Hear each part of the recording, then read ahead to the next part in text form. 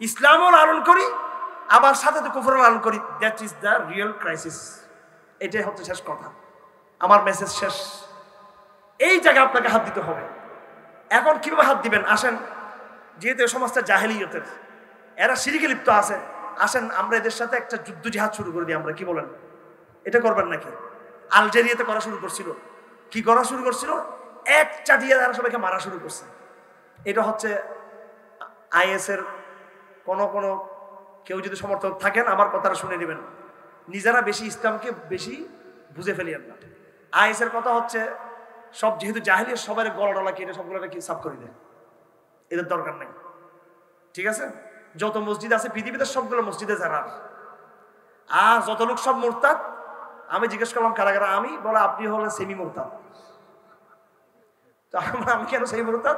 বলে আপনি ডাইরেক্ট আল্লাহকে স্বীকার করেন না, আপনি এরকম জাহিলিয়াত করেন না, কিন্তু জাহিলিয়াতদের সাথে আপনি কি রাখেন, এদের সাথে আপনি যোগাযোগ রাখেন, আপনি সেমি মুরতাদ। এরা আবার সবাই আবার আদালতে গিয়ে আবার ওই মুরতাদ আইন মতো তারা আবার কিন্তু জামিন টামিনও চাই, কিন্তু তারা আবার এমন না যে আমরা ওখানে চাইবো না। যাই হোক, এখন সমস্যাটা মাথায় একটা পেস খেয়ে যাচ্ছে আপনার। আমি বুঝতেছি যে হুজুর তো এতক্ষণ ঠিক ছিল, এখন লাইন একটু অন্যদিকে চলে গেছে মনে হচ্ছে। আমি একদম লাইনের মধ্যে আছি। আমি সমাধান নিয়ে আমরা এখান থেকে বের হবো ইনশাআল্লাহ। প্যান্ডেলের লোক কমে যাচ্ছে, কিন্তু 10টা লোককে বুঝতে পারলে আমি সাকসেস। আমি সমস্যা আপনারা বুঝছেন সবাই? সমস্যাটা বুঝছেন তো? ডক্টর ইউনূস সাহেব আমাদের আঙ্কেল মানুষ, ওনার চট্টগ্রামে বাড়ি, আমাদের পরিবারকে ভালো করে চিনেন উনি, আমাদের আত্মীয় স্বজনকে একবার ভালো করে 14 গোষ্ঠী চিনেন। আমি গরিব মানুষ, কিন্তু আমার দাদা কিন্তু আর গরিব ছিলেন না। আমি এমনি অসহায় মোল্লা মিসকিন। আমার ফুফু কামরুল হাসান জাফর ও কিন্তু মিসকিন না, কিন্তু আমার চাচারা কিন্তু মিসকিন ছিল না, দাদারা আরো যারা ছিল ওদেরকে ভালো করে চিনে। আমি এই ফরিদা বানুর কাছে গেছিলাম একদিন, উপদেশটা। তো প্রথম আমার গেট আপ সেট আপ থেকে হুজুর বড় করতেছে একটু, যে মনে হয় মিসকিন কিন্তু নার্সা আল্লাহ দেন এখানে। তো এগুলো তো আমরা বুঝি। আমি ইচ্ছে করে পরিচয় দিলাম। আমি আমার পরিবার একজন মহিলা, বড় একজন মুরব্বী, তার পরিচয় দিলাম। উনি এখনো বেঁচে আছেন, 85-90 বছর বয়স ওনার। আমি বললাম আমি ওনার ভাতিজা, উনি আমার ফুল। তখন দেখি একটু ভিন্নভাবে একটু ইয়ে করে নেবার, যেহেতু এখন আমি একজন মন্ত্রীর ভাতিজা হয়ে গেছি, এখন তাহলে সাবেক এখন কথা হলো, আমি এই কথাটা বলার উদ্দেশ্য হলো এই যে আমার এরা সময় তো আমাদের লোক, কথা ঠিক কিনা? সবাই আমাদের লোক। ধরেন আওয়ামী লীগ চলে গেল, চলে যাওয়ার পর থেকে এই দেশটাতে শরিয়া প্রতিষ্ঠা হয়ে গেছে, মাশাআল্লাহ, আলহামদুলিল্লাহ, তাই নাকি?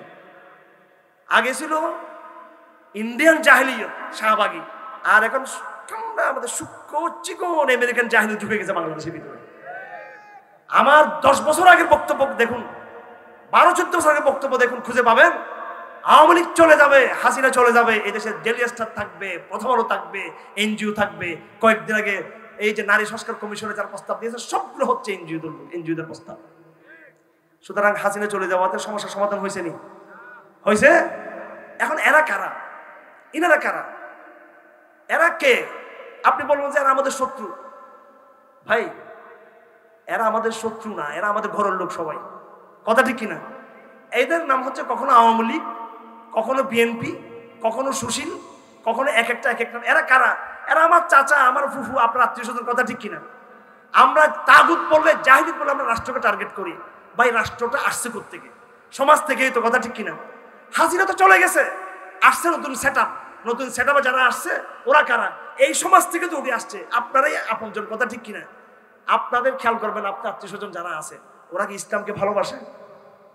আপনাদের ঘর খবর নিয়ে দেখেন, ওরা আপনাকেও জঙ্গি মনে করে। এতক্ষণ কোথায় ছিলি? হারুন সাহেবের মাহফিলে ছিলাম। জঙ্গির কথা মাহফিল? এটা আপনার চাচা আপনাকে বলতেছে, আপনার মামা আপনাকে বলতেছে, আপনার ফুফু আপনাকে বলতেছে, আপনার মা বলতেছে, আপনার বাবা আপনাকে বলতেছে। আপনাকে তরুণরা আমাদেরকে ভালোবাসে, তরুণ ছেলে মেয়েরা আমাদেরকে ইসলামের জন্য মহব্বত করে। প্রত্যেকটা তরুণ ছেলে মেয়েদের মা বাবা আমাদেরকে দেখতে পারে না, বলে ওখানে কেন গেছে, ওখানে যাবি না, এর পছন্দ করো না আমাদেরকে। এখন এরা কারা? আপনার মা, আপনার বাবা জাহেলিয়তের মধ্যে, আমার মা জাহেলিয়তে, আমার বাবা জাহেলিয়তে, আমার চাচা জাহেলিয়তে। তারাই এমপি, তারাই মিনিস্টার, তারাই বাংলাদেশ, তারাই ক্ষমতায়, বিভিন্ন রদবদল, তারাই কিন্তু বারবার আসে, কথা ঠিক না বেঠিক? এটা সামাজিক ক্রাইসিস। সুতরাং আমার সমাজে জাহেলিয়ত ঢুকেছে, আমার ঘরে কুফর ঢুকেছে, আমার ঘরে নেফাক ঢুকেছে, আমার ঘরে শিরক ঢুকেছে, আমার ঘরে এটা বিশ্বাস, এটা মানতে হবে আপনাকে। তবে সেটা সলিউশনটা কি? সেটা সলিউশন হলো দাওয়া। এটা বলতেছি, যেহেতু এটা আমার ঘরে, আমি কি এখন আমার ঘরের সাথে লড়াই করব? কেন দাওয়াত? এটা এই জন্যই, যেহেতু আমার ঘরের বাইরে কিন্তু বিশাল শত্রু, ভারত, আমেরিকা, আন্তর্জাতিক বিশ্ব ব্যবস্থা, তারা কিন্তু ইসলামকে চায় না। তাদের সাথে তারা সাপের মাথা, তাদের সাথে আমাদের জিহাদের মাধ্যমে বোঝাপড়া আছে। আমি যদি সেই জিহাদ ঘরের মধ্যে যদি শুরু করি, এই জায়গায় আমাকে লড়াই করতে হবে দাওয়াতের। আপনি হয়তো বলবেন এরা তো মুরতাদ, মুরতাদের শাস্তি হচ্ছে এদেরকে শেষ করে দেওয়া। ভাইয়ের আমার, একটু আমি ওয়াজ করতে আসিনি, ওয়াজ করতে আসলে 2-3টা গরম গরম কথা বলে সূত্র দিয়ে চলে যেতাম। আমি এখানে আসছি, আমার মিশনটা হলো আমাদের আগামী দিনের সিদ্ধান্ত গ্রহণ করা। এটা এই জন্য একটু দেরি হচ্ছে। আমি ইচ্ছে করি আমি ওয়াজ মাহফিলের প্রচলিত ঢং বাদ দিয়ে আমি আমার ইচ্ছা আমি কথা বলি। আমি জানি এটা মানুষ পছন্দ করেন, অনেক সময় বুঝে আসেন অনেকের, কিন্তু আমি একটা সিদ্ধান্ত বসতে চাই, কারণ আগামী দিনের লড়াই আপনাকে বুঝতে হবে। দেখুন, এই বাংলাদেশের জাহেলিয়া শিক্ষা ব্যবস্থা, জাহেলিয়া সংস্কৃতি, জাহেলিয়া আইন ব্যবস্থা, জাহেলিয়া রাজনৈতিক ব্যবস্থা, এটা আমাদের লোকরাই কিন্তু এটা করতেছে এবং ইসলামপন্থীরা সেটা আপোষ করে চলতেছে। কথা ঠিক কিনা?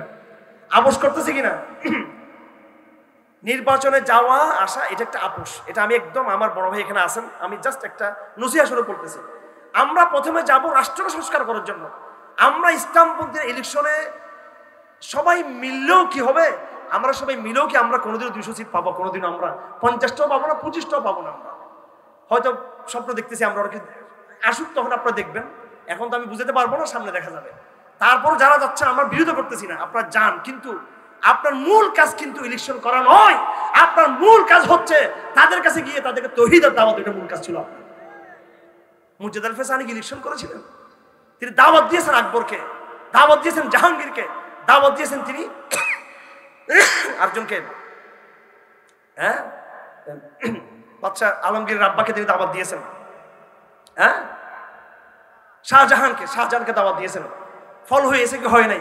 ফল হয়েছে কিনা? ফলাফল পাওয়া গেছে। হযরত মুসা দাওয়াত দিয়েছেন ফেরাউনকে, আল্লাহ পাক এই দায়িত্ব নিয়েছেন ইসলামকে বিজয় করার। আমার মূল কাজ রাষ্ট্রকে দাওয়াত দেওয়া। আমার ভাইরা, এখানে আমাদের সমাজে যে জাহেলিয়া যেটা আছে, সেটাকে আমি নাম দিয়েছি অবচৈতনিক জাহেলিয়ত। অবচৈতনিক জাহেলিয়ত। আপনারা আমার আজকের এই অনুষ্ঠানকে মাহফিল মনে না করে যদি এটাকে ক্লাস মনে করেন তাহলে কথা বুঝে আসবে, আর যদি এটাকে মাহফিল মনে করেন তাহলে কথা বুঝে আসবে না। আমি এই জন্য ক্লাসের ভাষায় কথা বলতে চাই। আমাদের এই সমাজে, স্কুলে, কলেজে, বিশ্ববিদ্যালয়ে, প্রশাসনে কিভাবে আমরা কাজ করব, দাওয়াত কিভাবে দিব? দাওয়াত দেওয়ার আগে এরা কারা সেটা বুঝতে হবে। আমার দাবি হলো এদের মধ্যে শিরিক রয়েছে, আমার দাবি হলো এদের মধ্যে নেফাক রয়েছে, আমার দাবি হলো এরা জাহেলিয়া সমাজে। এখন আপনার দাবি হচ্ছে না ওরা সব ইমানদার, এমনি নামাজ পড়ে না। ব্যাপারটা সেটা না। ওরা বিশ্বাসের জায়গা থেকে সেকুলারিজমকে লালন করে। কথা ঠিক কিনা? বিশ্বাসের জায়গা থেকে গণতন্ত্রকে লালন করে, বিশ্বাসের জায়গা থেকে জাতীয়তাবাদকে লালন করে, বিশ্বাসের জায়গা থেকে তারা এই সমস্ত সংস্কারগুলো করতেছে। কথা ঠিক না বেঠিক? আপনি কোনো পাপকে যখন বিশ্বাসে নিয়ে যাবেন, আপনার ইমান থাকবে না তখন। সুতরাং এই ক্রাইসিসটা সমাজের, বর্তমান সমাজের, বাংলাদেশে, মুসলিম বিশ্বে এটা শিরিকের সমস্যা। এটা হ্যাঁ, ব্যাপারটা হলো ওইটাকে আইএসের রাষ্ট্রের মোকাবেলা করা যাবে না। কি করতে হবে? এটা কোন ধরনের শিরিক ভালো করে বুঝবেন। কোন ধরনের শিরিক? এই শিরিকটা হঠাৎ করে হয় নাই। হঠাৎ করে আওয়ামী লীগ মুরতাদ হয়ে গেছে, হঠাৎ করে বিএনপি মুরতাদ হয়ে গেল, হঠাৎ করে সুশীলা মুরতাদ হয়ে গেল, সেটা নয়। এটা হলো ব্রিটিশরা আসার পর থেকে শিক্ষা ব্যবস্থার মাধ্যমে ধাপে ধাপে ধাপে ধাপে ধাপে ধাপে ধাপে ধাপে ধাপে সাবকনসাসলি, এই শব্দটা মনে রাখবেন, সাবকনসাসলি, আমি আবার বলতে চাই সাবকনসাসলি, অবচৈতনিক ভাবে নিজের অজান্তে আমাদের একজন শিক্ষিত মেয়ে, সে দেখেন সে কিন্তু রমজানের দান করতেছে, আবার সে পহেলা বৈশাখ করতেছে, সে ফুল কাটতেছে, কেক কাটতেছে, ফুল দিচ্ছে, ওটা এটা করতেছে, সে বাঙালি জাতি, সে শুভেচ্ছা পাঠাচ্ছে। আমাকে পহেলা বৈশাখের সময় বাংলাদেশ রাষ্ট্রের অনেক বড় বড় অফিসাররা আমাকে শুভেচ্ছা পাঠায়, নববর্ষের শুভেচ্ছা, বৈশাখী শুভেচ্ছা। এই লোকগুলো আবার ঈদের শুভেচ্ছা কিন্তু পাঠাচ্ছে। এই যে তারা যে বুঝতেছে না জাতীয়তাবাদ কোনটা, কোনটা গণতন্ত্র, কোনটা কিভাবে তারা শিরিককে তারা যে আপন মনে করতেছে, এরকম এটাকে, এটা সাবকনসিয়াসলি অবচৈতনিক ভাবে হয়ে গেছে। এটা হুট করে কিন্তু এটা হয়ে যায়নি। তারা মনে করতেছে হজ করলে সমস্যা কি, আমি হজ করবো, আবার হজে গিয়ে আমি মিল্লাতে ইব্রাহিম হয়ে যাব, আর এখানে সিলেবাসে এসে আমি আবার মিল্লতে তাগুত হয়ে যাবো। আমি আবার এক পা মিল্লতে তাগুতের মধ্যে, আর এক পা মিল্লতে ইব্রাহিমের মধ্যে, এক পা হচ্ছে মিল্লতে আজর, আজরের মূর্তি পূজার মিল্লাতের মধ্যে এক পা আমাদের লোকদের, আমাদের সরকারের, আমাদের সুশীলদের, আর এক পা হচ্ছে মিল্লাত ইব্রাহিমের। কথা ঠিক না ভাই? ঠিক। এই যে একটা অবস্থা হয়ে গেছে, এটা ইতিহাসের ধারাবাহিকতা হয়েছে, একদিনও হয় নাই। এই জন্য আপনাকে ঘরে সবর করে, ধৈর্য ধারণ করে, ঠান্ডা মাথায় আপনাকে ব্যাপকভাবে দাওয়াতের গর্জন তুলতে হবে, আপনাকে দাওয়াতের আওয়াজ তুলতে হবে। সুতরাং আজকে আমার মিশন হচ্ছে, আপনাদের প্রতি দাবি হচ্ছে, আপনারা এই সুযোগ, ফ্যাসিজম এখন বাংলাদেশে নাই, গুম খুন কিছু কমে আসছে, সেই ক্রস ফায়ার কমে আসছে, এখন অবশ্য চক্রান্ত চলতেছে আবার ইসলামকে একটু সবল মারার জন্য। আপনারা সচেতন থাকলে তারা করতে পারবে না কিছু, ইনশাআল্লাহ আজিজ। সবাই সতর্ক থাকবেন। এখন আপনার দায়িত্ব হলো এই সময়টাকে ব্যবহার করা। সময় সবসময় একরকম থাকবে না, সময় সবসময় একরকম থাকবে না। বাংলাদেশে ৭৫ পরবর্তী একটা ভালো সময় এসেছিল জিয়াউর রহমানের আমলে, এই সময় বেশি দিন থাকে নাই, এর সাথে দুষ্ট শয়তান এসে সব নষ্ট করে দিল। বাংলাদেশে মাঝে মাঝে কিছু ভালো সময় আসে, কিছু রিল্যাক্স আসে, মাঝে মাঝে মেঘ সরে যায়, মাঝে মাঝে বৃষ্টি আর ঝড় তুফান থাকে না, নদীর মধ্যে যখন ঢেউ থাকে না, তখন আপনাকে দ্রুত সাম্পান চালিয়ে আপনাকে সেই নদীর তীরে আপনাকে পৌঁছতে হবে। আপনি যদি বলেন যে এখন বৃষ্টি নাই, ঝড় নাই, তুফান নাই, ঢেউ নাই, আমি এখন মুস্করি নদীতে, হঠাৎ যখন 3 ঘন্টা পর যখন ঢেউ আসবে তখন আপনি ডুবে যাবেন। পরবর্তী ঢেউ আসার আগে এই শান্ত অবস্থায় আপনাদের কাজ হলো ঘরে ঘরে, স্কুলে, কলেজে, বিশ্ববিদ্যালয়ে সর্বত্র তৌহিদের জাগরণ তৈরি করা, মিল্লাত ইব্রাহিমের জাগরণ তৈরি করা, ইসলামের দাওয়াত দেওয়া, সিরতের বই ছড়িয়ে দেওয়া। আপনার রুয়েটে কুয়েটে গিয়ে সব জায়গায় আপনারা সিরতের বইকে আপনারা ছড়িয়ে দিন, বিশ্ববিদ্যালয়ের বিসিদেরকে দাওয়াত দেন, প্রফেসরদেরকে দাওয়াত দেন। এটাই সময়, এখন ছাত্রদের সময়, তরুণদের সময়। তরুণদেরকে সবাই ভয় করে। আগে আপনার 1 বছর আগে সেই সম্মান ছিল না। আপনারা তরুণ, আপনারা ইয়াং, ওখানে গিয়ে বলুন স্যার আমরা চাই আমাদের বিশ্ববিদ্যালয়ে নামাজ কায়েম হোক, স্যার আমরা চাই আমাদের বিশ্ববিদ্যালয়ে নতুন ইসলামী সিলেবাসকে যুক্ত করা হোক। আমি কয়েকদিন আগে চুয়েটে গিয়েছিলাম, ওনাদেরকে প্রস্তাব করেছি যে আমরা কিছু বই দিব, সেই বইগুলো আপনারা যুক্ত করুন। সেখানে সায়েন্স এবং ইসলামকে যুক্ত করে কিছু বই আছে আমাদের, এগুলো সাজেস্ট করবো, সেগুলো যুক্ত করুন। ওনারা অনেক অ্যাপ্রিশিয়েট করেছেন আমাদেরকে, ভিসি সহ অন্যান্য যারা ছিলেন সম্মানের সাথে তারা আমাদের সাথে কথা বলেছেন। তারা চুয়েটকে চাচ্ছে একটা সমন্বয় করার জন্য ইসলামের সাথে। তখন আমাকে ভিসি বললো যে আওয়ামী লীগ তো আমাদেরকে এখানে, এটা হচ্ছে বিজ্ঞানের একটা জায়গা, প্রযুক্তির জায়গা। আওয়ামী লীগ বলছে এখানে যেন আমরা শাহবাগ পড়াই, বৈশাখবাদ পড়াই, লালনবাদ আর রবীন্দ্রবাদ আমরা যেন পড়াই। তো বিজ্ঞানের সাথে এটার কি সম্পর্ক? তো এখন তারা চিন্তা করতেছে ইসলামের সাথে সমন্বয় করার জন্য। এই কাজগুলো কিন্তু হচ্ছে না, রাজনীতির সবাই পাগল, আর আমরা আসি শুধু খালি পতাকা উড়াইতে পারলে শুধু মনে করি আমাদের কাজ হয়ে গেছে। আরেকটা ফ্যান্টাসির মধ্যে আছি আমরা। ভাই আপনি পতাকা উড়াচ্ছেন, ঠিক আছে, এটাই মানে জজবা। আমি আমার জায়গায় একবার সুন্দর করে পতাকাটা রাখছি আমার ঘরের মধ্যে, কিন্তু কথা হলো আপনি বগলোত্তর একটা রাহিকুল মাখতুম সাথে নেবেন, মোহাম্মদ সৈয়দ কুতুবের মাইলস্টোন, সমাজ বিপ্লবের ধারা, এটা নিয়ে আপনারা স্কুলের বিশ্ববিদ্যালয়ের ছাত্র শিক্ষকদেরকে দেন। মোরতাদ তো তৈরি হচ্ছে ওখান থেকে, নাস্তিক তো তৈরি হচ্ছে ওখান থেকে, সুশীল তো তৈরি হচ্ছে ওখান থেকে। কথা ঠিক না বেঠিক? ওই জায়গাটা বন্ধ করেন, ওই জায়গাটা বন্ধ করেন। আপনাদের বর্তমান সময়ের সংগ্রাম রাজনৈতিক সংগ্রাম নয়, আপনাদের বর্তমান সংগ্রাম যুদ্ধ বাঁধানো, লড়াই করা সশস্ত্র সংগ্রামও নয়। আপনাদের এই সময়ের সংগ্রাম হবে দাওয়াতের সংগ্রাম। এই মুহূর্তে বাংলাদেশকে ঠিক করতে হবে, এই মুহূর্তে প্রত্যেকটা স্কুল কলেজ বিশ্ববিদ্যালয়ের চাপ তৈরি করতে হবে, তৌহিদের চাপ তৈরি করতে হবে, ইসলামিক সিলেবাসের চাপ তৈরি করতে হবে, ইসলামিক সংস্কৃতির চাপ তৈরি করতে হবে, রাষ্ট্রের উপর এবং রাষ্ট্রের প্রতিষ্ঠানের উপর চাপ তৈরি করতে হবে এখন। সুতরাং আমার ভাইরা আসুন, আমরা একটা বড় একটা দাওয়াতি কাফেলা গড়ে তুলে আমরা সবাই মিলে ইনশাআল্লাহ আজিজ। আমরা আপনাদের সাহায্য করব, প্রশিক্ষণ দিব, কথা বলবো ইনশাআল্লাহ। যদি দাওয়াত শক্তিশালী হয় এই দেশ এমনি আমার হাতে চলে আসবে। আমাদের নেতৃবৃন্দ যেটা চেষ্টা করতেছেন রাজনীতি করে, এটা অনেক দুরূহ ব্যাপার। আপনি নিরসভাবে দাওয়াত দিয়েছেন, আপনি সফল হবেন, এটা একটা কথা। এবার 2 নম্বর কথা বলে আমার 5 মিনিট আমার কথা শেষ করে দিব। সেটা কি? শুধু বাংলাদেশে দাওয়াত দিলাম, শুধু বাংলাদেশ থেকে ঠিক করলাম, 3-4-5 বছর দেখা গেল একটা পরিবর্তন চলে আসলো বাংলাদেশে, আলহামদুলিল্লাহ। সুশীলরা ইসলাম গ্রহণ করলো, সাংস্কৃতিকভাবে, আইনের দিক থেকে, শিক্ষার দিক থেকে, সামাজিক সব জায়গায় একটা ইসলামের জাগরণ হলো। শিক্ষিত সমাজের মধ্যে তারা জাহেলের থেকে ফিরে আসলো। আমার ভাইয়েরা, এটা করলে কি আমরা পুরো অঞ্চলে বিজয়ী হয়ে যাবো? আমাদের মিশন শেষ। যত আমরা বাংলাদেশকে ঠিক করি, আমি আমার সমাজকে ঠিক করি, ভারতকে আমাকে টিকতে দিবে? এখানে মায়ানমারকে আমাকে টিকতে দিবে? আমেরিকা আমাকে টিকতে দিবে? এই জন্য আমার ভাইয়েরা, ঘরের ভিতরে যেমনি ভাবে আমি দাওয়াতের কথা বলেছি আপনাদেরকে, সাথে সাথে আন্তর্জাতিক বাস্তবতার জায়গা থেকে, ভূরাজনৈতিক জায়গা থেকে আপনাকে জিহাদের প্রস্তুতি গ্রহণ করে থাকতে হবে। আপনাকে এই শত্রু আপোষের ভাষা বুঝে না, এই শত্রু দাওয়াতের ভাষা বুঝে না। ঘরের ভিতরে আমার ভাই সাবকনসাসলি যেগুলো মোরতাদ হয়েছে, আমি নাম দিছি প্রটেস্ট্যান্ট মুসলমান। কি নাম দিছি? আমি প্রটেস্ট্যান্ট মুসলমান। এই প্রটেস্ট্যান্ট মুসলমানদেরকে ঠিক করা যাবে, সবাইকে তাও পারা যাবে না, কিছু তাদের দালাল থেকেই যাবে। আন্তর্জাতিক কুফার, কোরআন শরীফে আছে ওয়ালান তারদা আনকাল ইয়াহুদ ওয়ালান নাসারা হাত্তা তাত্তাবিআ মিল্লাতাহুম, ইহুদি খ্রিস্টানরা কোনো দিন যত আপোষ করো তারা তোমাকে সন্তুষ্ট হবে না তোমার উপরে, যতক্ষণ না তাদের মিল্লাত গ্রহণ না করো, তাদের আইডিওলজি গ্রহণ না করা পর্যন্ত তারা তোমার কথা শুনবে না। সুতরাং আমার বার্তা স্পষ্ট, দেশের ভিতরে আমরা আমাদের জায়গায় দাওয়াতের ভাষায় কথা বলবো, ঠিক কি ইনশাআল্লাহ? প্রত্যেকে দায়ী হব, হাতে আর রাহিকুল মখতুম থাকবে। সমস্ত বিশ্ববিদ্যালয় ছেলেদের আমি দায়িত্ব দিচ্ছি, হাতে আর রাহিকুল মখতুম রাখেন, সিরাত খাদমুল আম্বিয়া রাখেন।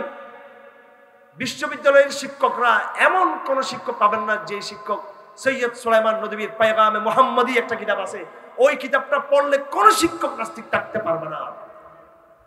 গোলাম মুস্তাফার একটা বই আছে, ছোট্ট বিশ্বনবীর বৈশিষ্ট্য, একটা বড় একটা ছোট্ট বই, একটা হচ্ছে নবীর জীবনী, একটা হচ্ছে বিশ্বনবীর বৈশিষ্ট্য। ওই বই পড়লে কোন শিক্ষক নাস্তিক থাকতে পারবে না, পারবে না। এই বইগুলো তাদেরকে ছড়িয়ে দিন, ছিড়িয়ে দিন। যাদের টাকা আছে, পয়সা আছে, আপনার বই কিনে দিন ছাত্রদেরকে, তারা এগুলো প্রচার করুক। পাঠচক্র কায়েম করুন, প্রত্যেকটা স্কুলে কলেজে বিশ্ববিদ্যালয়ে পাঠচক্র কায়েম করুন। পারবেন তো আপনারা? আগে ছিল বাংলাদেশে কমিউনিস্টদের পাঠচক্র, এখন তৌহিদের পাঠচক্র হবে। পারবেন কিনা আপনারা? এটা না করে শুধু কি কালামার পতাকা নিয়ে মিছিল করলে হবে? স্কুল কলেজগুলোকে তৌহিদের পাঠশালায় রূপান্তর করতে হবে, মসজিদে মসজিদে কোরআন দারস চালু করতে হবে। সাথে সাথে আন্তর্জাতিক তাগুত আমাদের দিকে ধেয়ে আসছে। বাংলাদেশের পাশে কয়টা রাষ্ট্র আছে? কয়টা রাষ্ট্র? দুইটা রাষ্ট্র, একটা মায়ানমার, একটা কি ভারত। একটা মায়ানমার, একটা ভারত, এটা আমরা জানি আসছে আজকে প্রায় 50 বছর 70 বছর জানি। মাত্র গত 2-3 মাসে বাংলাদেশের পাশে আরেকটা রাষ্ট্র কায়েম হয়েছে, এটা জানেননি আপনারা? আপনারা জানেন বাংলাদেশের পাশে ভারত তো আছেই।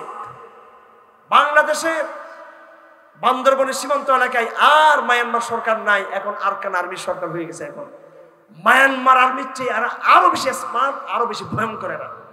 এই নতুন একটা রাষ্ট্র তৈরি হয়েছে। আকিয়াবিদ দিকে ওই যে তেঁতুল টেকনাফের ওই দিক থেকে সমুদ্র যেটা আছে, ওই দিক থেকে যে পানির যেটা বন্দর, ওই দিকে হচ্ছে মায়ানমারের। তার মানে এখন 3টা রাষ্ট্রের সীমান্ত হয়ে গেছে। এগুলো আমাদের আমরা ঘুমিয়ে আছি, আমরা ঘুমিয়ে, আমাদের মিলিটারি ঘুমিয়ে, গোয়েন্দা সংস্থা ঘুমিয়ে আছে, রাজনীতিবিদরা ঘুমিয়ে আছে, আর আমাদের পাশে আরেকটা দজ্জাল রাষ্ট্র তৈরি হয়ে গেছে। এর মধ্যে আমাদের কারো খবর নাই। আরকান আর্মি আপনাকে ছেড়ে দিবে নাকি? ছেড়ে দিবে? ভারত ছেড়ে দিবে আপনাকে? আপনার চুপচাপ কেন? মনে হয় ছেড়ে দিবে আপনাকে? ওরা কি আপনাকে বাঁচতে দিবে আপনাকে? সুতরাং আমার ভাইয়েরা, আন্তর্জাতিক এই শক্তির সাথে আমেরিকা আজকে গাজাকে ধ্বংস করে দিচ্ছে। ইসরায়েলের খুঁটি জুড়ে হচ্ছে কোথায়? আমেরিকা। কথা ঠিক কিনা? আমেরিকা ইসরায়েলের পিছনে না থাকলে ইহুদিদের এত বড় সাহস হতো গাজাকে ধ্বংস করার মতো? সুতরাং আপনার লড়াইটা কিন্তু আমেরিকার সাথে, আপনার লড়াই কিন্তু দিল্লির সাথে, আপনার লড়াই কিন্তু আন্তর্জাতিক তাগুতের সাথে। এই জায়গায় জিহাদ ছাড়া অন্য কোনো বিকল্প কি আপনাদের মাথায় আছে? আমি ঠান্ডা মাথায় জিজ্ঞেস করতে চাই, আবেগ ছাড়া, কোন রকমের আবেগ ছাড়া কারো প্রস্তাব আছে যে আমেরিকার সাথে, ভারতের সাথে, মায়ানমারের সাথে, আরকান আর্মি ইত্যাদি আন্তর্জাতিক যে চক্রান্ত, এই ক্ষেত্রে জিহাদ ছাড়া অন্য কোনো এটা দিয়ে কাজ হবে? বলেন, কারো কোনো প্রস্তাব থাকলে আপনারা বলেন। বলেন আছে? বলেন নাকি? বলেন আছে কিনা? অবশ্যই আমরা আমাদের শত্রুদের সাথে ডায়লগ করব। ডায়লগ আমরা করব। এটা 20 ভাগ, 30 ভাগ, 40 ভাগ, 50 ভাগ, কিন্তু 100 ভাগ কি ডায়লগ করে কাজ হবে? কথা বুঝতেছেন আপনারা? এটা বর্তমান বিশ্ব বাস্তবতা, বর্তমান বিশ্ব বাস্তবতা। আগামী দিনে বাঁচতে চাইলে, নিজের সন্তানদের নিরাপত্তা চাইলে প্রত্যেকে আজকে মুজাহিদ হবার শপথ গ্রহণ করুন। আজকে জিহাদ শুরু করার কথা বলি নাই, মনস্তাত্ত্বিক প্রিপারেশন গ্রহণ করুন আপনারা। আমাদের গোয়েন্দা সংস্থাগুলো আমার কথায় একটু রাগ করে হুজুর আসি, জঙ্গিবাদের কি করতেছে? আর মানে জঙ্গিবাদ না, তোমার বাঁচার জন্য আমি প্রস্তাব দিচ্ছি যে এগুলো, কারণ তুমি তো মুসলমান, তুমি তো এখন গোয়েন্দা বাহিনী সরকারি বা বিভিন্ন ইয়েতে আসো, তোমার সন্তান তো মুসলমান, এদেরকে তো ভারত এসে জব করে ফেলবে, তখন তো তুমি দুনিয়াতে থাকবে না তুমি। হ্যাঁ, এই তোমাদের সুরক্ষা, ইসলাম আমাদের সুরক্ষা। সুতরাং আমাদের মেসেজ ক্লিয়ার, আমাদের বার্তা ক্লিয়ার। আমরা আমাদের এই সংকটকে জাহেলিয়ার সংকট মনে করি, নেফাকের সংকট মনে করি, এটা মনে করি প্রটেস্ট্যান্ট মুসলমানদের সমস্যা। আমাদের ঘরে দাওয়াতের কাজ করতে হবে, আর বৈশ্বিক গ্লোবাল বাস্তবতায় আমাদের সবাইকে জিহাদের প্রস্তুতি নিতে হবে। তার জন্য আমাদেরকে বেশি বেশি কোরআন পড়তে হবে, আধ্যাত্মিক হতে হবে, ফেসবুক চালিয়ে ইসলামকে বিজয় করা যাবে না, গল্পগুজব করে ইসলামকে বিজয় করা যাবে না, স্লোগান দিয়ে ইসলামকে বিজয় করা যাবে না, প্রচলিত পন্থা বিভিন্নভাবে শুধু খানকা মাদ্রাসা নিয়ে বিজয় পড়ে থাকলেও কিন্তু ইসলাম বিজয় হবে না। আপনাদেরকে কাফালাবদ্ধ হতে হবে, আপনাদেরকে সিরতকে পড়ুন, মুত্তাকি হওয়ার চেষ্টা করুন। এবং বিশেষ করে সর্বশেষ কথা হলো, আপনার সবাই আগামী দিনে দাওয়াতের জন্য, জিহাদের জন্য, হিজরতের জন্য আপনারা কাজ করতে চান কিনা আপনারা আজকে থেকে ইনশাআল্লাহ যদি চান, তাহলে আপনাদেরকে সাহাবা একরাম যেটা করেছেন, সাহাবা একরাম দিনের বেলায় মুজাহিদ ছিল, দিনের বেলায় দায়ী ছিল, রাত্রেবেলা তারা একটা কাজ করতেন, সেটা হল শেষ রাতে তারা তাহাজ্জুদের নামাজ পড়তেন। আমি প্রত্যেকটা তৌহিদবাদী ভাইকে আহ্বান করব, যারা আগামী দিনে দিন বিজয়ের জন্য কাজ করবেন, প্রত্যেকে আপনারা তাহাজ্জুদের নামাজ আদায় করবেন আজকে থেকে ইনশাআল্লাহ। আজিজ সিরত পড়বেন, কোরআন পড়বেন, এইভাবে আল্লাহ পাক আপনাদেরকে ইনশাআল্লাহ আগামী দিনে কবুল করবে। কাফালাবদ্ধ থাকবেন, আনুগত্য করবেন, ইনশাআল্লাহ আবার আপনাদের সাথে দেখা হবে। আজকের কথা শুধু শেষ নয়, আমরা কথার মধ্যে সীমাবদ্ধ থাকবো না, কাজের মাধ্যমে আমরা ইসলামকে বিজয় করার চেষ্টা করব। আল্লাহ পাক সুবহানাহু ওয়া তাআলা আমাদেরকে তৌহিদের চেতনায় ঐক্যবদ্ধ থাকার তৌফিক দান করুন। আল্লাহ পাক সুবহানাহু ওয়া তাআলা আমাদেরকে বিশুদ্ধ পথে চলে কলেমার এই পতাকাকে এখান থেকে নিয়ে দিল্লি পর্যন্ত যেন সেই কলেমার পথে নিয়ে যেতে পারি, সেই হিম্মত আমাদেরকে দান করুন। সর্বশেষ আল্লাহ পাক এই ভুল রাজনীতির পরিবর্তনের জন্য আল্লাহ আমাদেরকে শাহাদাতের মর্যাদায় আমাদেরকে উত্তীর্ণ করে আমাদেরকে সেই কোরবানির জন্য আল্লাহ আমাদেরকে কবুল করুন। ওয়া আখিরু দাওয়ানা আলহামদুলিল্লাহি রাব্বিল আলামিন ওয়া মা আলাইনাল বালাগ ওয়া সাল্লাল্লাহু তাআলা খায়রু খালকিহি মুহাম্মদ ওয়া আলিহি ওয়া সাহবিহি আজমাইন। সুবহানাল্লাহি ওয়া বিহামদিক আশহাদু আল্লা ইলাহা ইল্লা আনতা আস্তাগফিরুকা ওয়া আতুবু ইলাইক।